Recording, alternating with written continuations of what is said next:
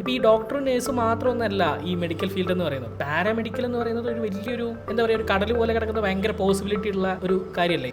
അത് ശരിയാ. പക്ഷേ ഈ കെമിസ്ട്രി, ബയോളജി, ഫിസിക്സ് പഠിച്ചവർക്കല്ലേ എടുക്കാൻ പറ്റുള്ളൂ? അതെ, ഒരു 50% എന്തായാലും പിള്ളേർക്ക് ഈ ഒരു സബ്ജക്റ്റിൽ ആവശ്യമാണ്. അപ്പോൾ അത് പറഞ്ഞുകൊണ്ടിരിക്കുമ്പോഴാണ് എനിക്ക് ഒരു ടീമുണ്ട്, ഒരു എജൂസിയം എന്ന് പറഞ്ഞിട്ട്. അവർ ഈ കുട്ടികളുടെ മാർക്കൊക്കെ ഒന്നും കൂടി അനലൈസ് ചെയ്ത് അവർക്ക് പറ്റിയ കോളേജ്, കോഴ്സ് അതൊക്കെ കറക്റ്റായിട്ട് സോർട്ട് ഔട്ട് ചെയ്തിട്ട് കുട്ടികൾക്ക് പറഞ്ഞു കൊടുക്കും. പിന്നെ അവരിത് ജോയിൻ ചെയ്യുന്നതിന് മുമ്പേ പഠിക്കാൻ പോകുന്ന സ്ഥലത്ത് പോയിട്ടൊരു വിസിറ്റ്, പിന്നെ കുട്ടികൾ ഈ സ്കോളർഷിപ്പിന് എലിജിബിൾ ആണോ അല്ലെങ്കിൽ എഡ്യൂക്കേഷൻ ലോൺ ആവശ്യമുണ്ടോ, അതിനുള്ള പ്രൊസീജിയേഴ്സും കാര്യങ്ങളൊക്കെ കംപ്ലീറ്റ്ലി ഇവർ ഡീൽ ചെയ്തോളൂ. 24/7 അവർ അവൈലബിൾ ആയിരിക്കും. ഇപ്പോൾ പാരാമെഡിക്കൽ മാത്രമല്ല, BBA പോലുള്ള കോഴ്സുകളായിക്കോട്ടെ, ഇതെല്ലാം അവർ ഫുൾ ഡീലാണ്. നമുക്ക് വിശ്വസിച്ച് ഏൽപ്പിക്കാൻ പറ്റുന്ന ഒരു ടീം തന്നെയാണ്. കുട്ടികൾ ഇത് പഠിച്ചു കഴിഞ്ഞതിന് ശേഷം പ്ലേസ്മെന്റിനുള്ള ഒരു ഹെൽപ്പും അവർ തന്നെ ചെയ്തു കൊടുക്കുന്നത്. അപ്പോൾ ഇവരെല്ലാം ഏൽപ്പിച്ചു കഴിഞ്ഞാൽ അത് ടെൻഷൻ ഒന്നും ഇല്ലാതെ കുട്ടികൾക്ക് പഠിച്ചാൽ മാത്രം മതിയല്ലേ?